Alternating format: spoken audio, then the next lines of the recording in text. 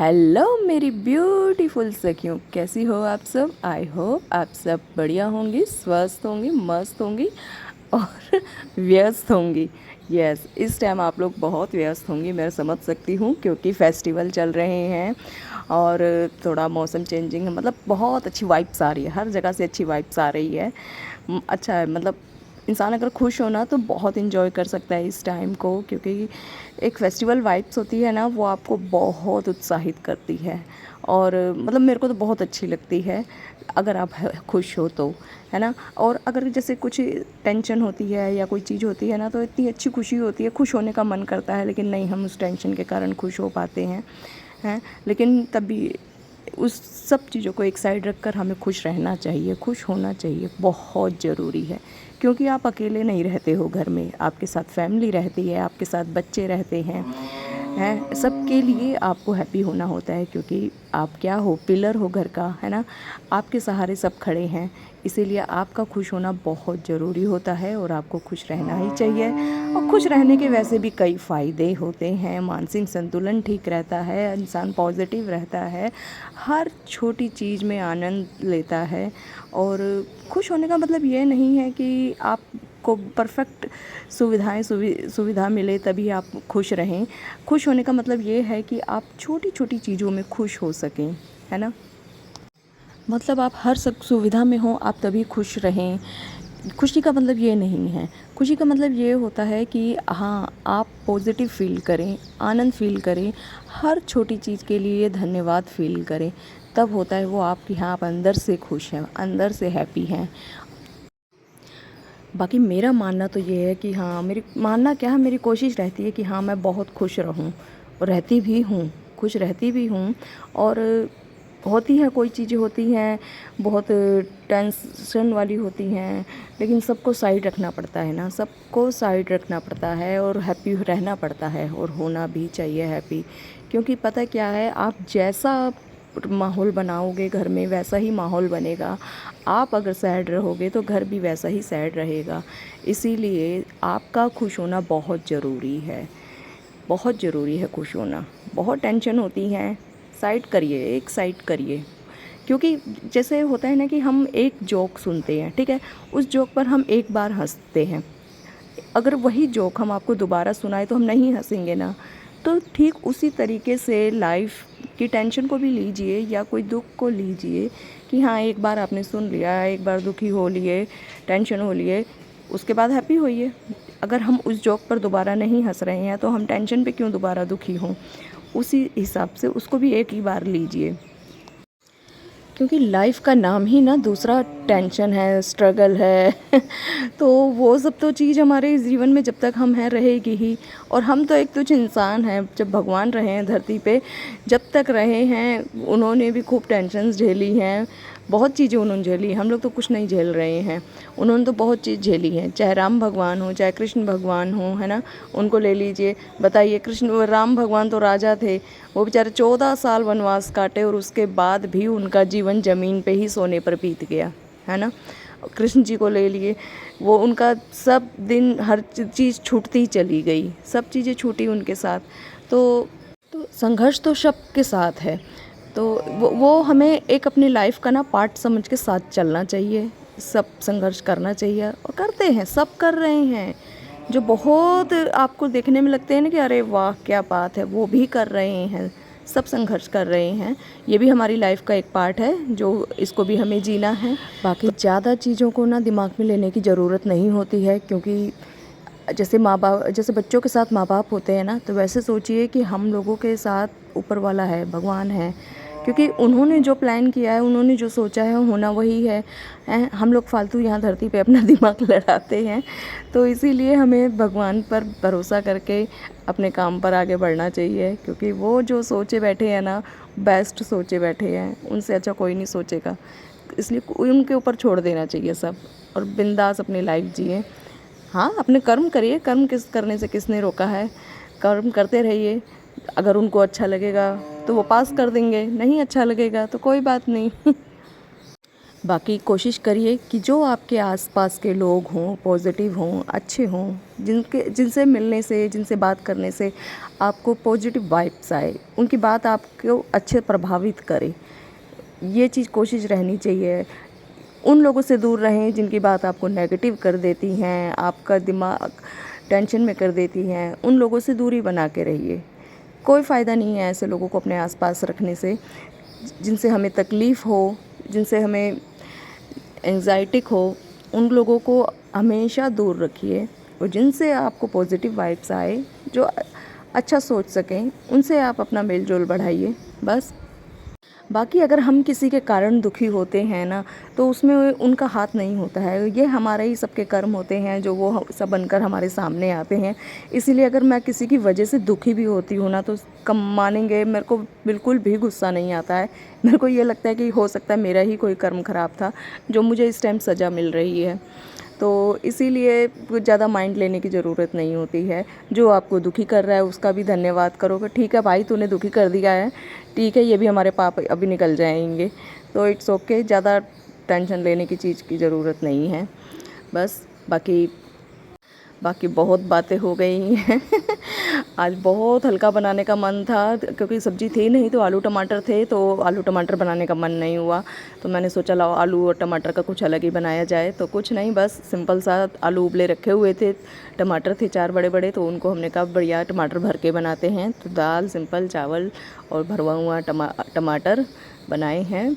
वही सिंपल मसाला, आलू जो उबले हैं उनको अच्छे से मैच कर लेंगे, जीरे का तड़का लगा देंगे और वही फिर मसाले और अमचूर वगैरह डालकर और खड़ा धनिया डालकर उसमें अच्छे से अपना मसाला तैयार कर लेंगे। और ठंडा होने पर टमाटर भर देंगे और टमाटर का जो हमारा रस निकलता है उसको हम दाल में यूज़ कर लेंगे।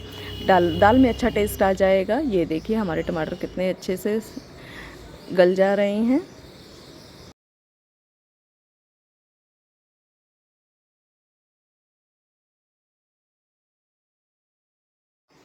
देखिए यहाँ पर हमारे टमाटर बन चुके हैं भर के।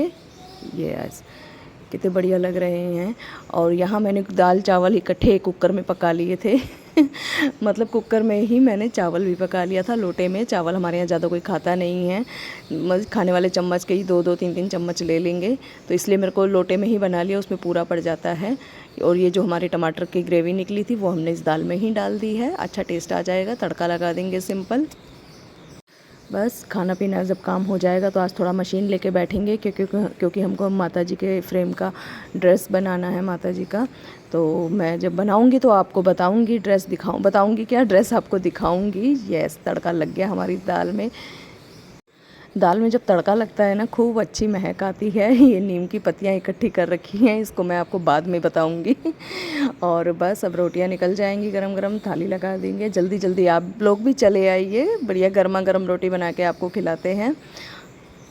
गरम गरम रोटियों की तो बात ही खैर अलग होती है, क्योंकि जो गरम गरम खाओ तो एक रोटी चाहे ठंडी हो चाहे गर्मी, मतलब गरम रोटी एक एक्स्ट्रा खा ली जाती है। और ठंडी में तो खैर बात ही अलग है गरम रोटी की।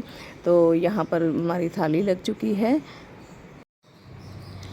गरम गरम गरम खाना, गरम गरम रोटी सब बहुत बढ़िया लगती हैं। और रोटियों में घर का बना हुआ घी क्या स्वाद देता है ना। चलिए हमारी थाली लग गई है। जल्दी से आप लोग आ जाइए और खा के टेस्ट करके बताइए कैसा बना है।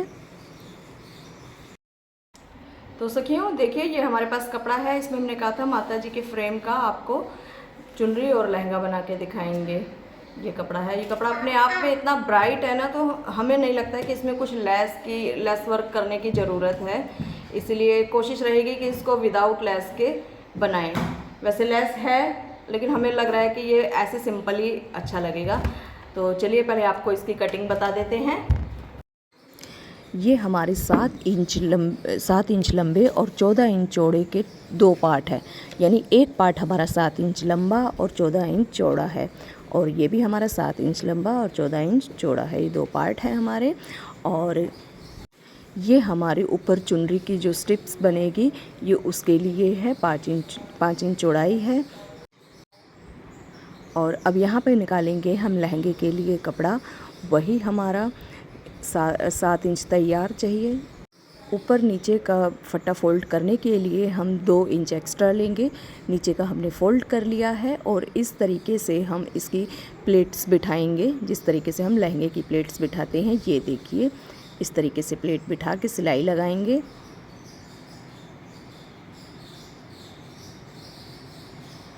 ये देखिए, ये हमारी सिलाइयाँ लग चुकी हैं। अब थोड़ा हमने लेस रखा तो हमें अच्छा लगा, तो इसीलिए हमने मूड चेंज कर लिया और इस पे एक लाइन हमने लेस दी है और लग के देखिए, ये देखिए अब कितना प्यारा लग रहा है ना। मतलब मेरे पास श्री विग्रह नहीं है, नहीं तो प्लीज़ मैं वही लेकर आती और पहनाती। मतलब लहंगा देख के बहुत मन हो रहा है कि श्री विग्रह में होती माता जी, तो बहुत प्यारा लगता लहंगा।